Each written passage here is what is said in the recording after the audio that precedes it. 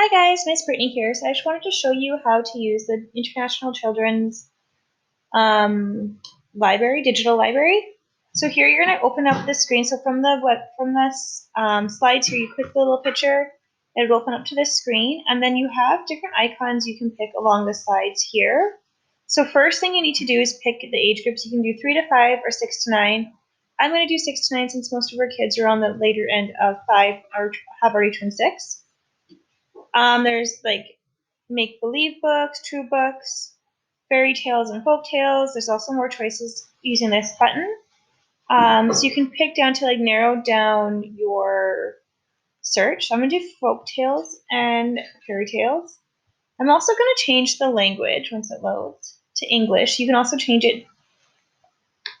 There's also a lot of different choices you can pick from here. For language, I'm gonna do English.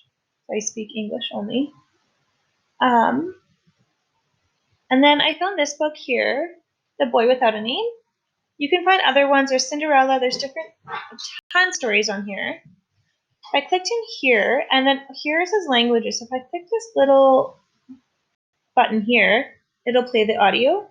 So I can click into the book, and then it just pops down here.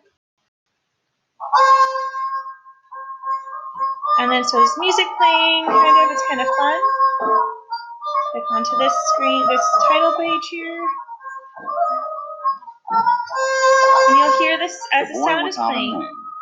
By Idris Shaw. When it makes that sound, that little tinging sound, that means it goes to the next page. Long Sorry, ago, my computer's not going to load now. So too many things going on. There lived a boy who had no name.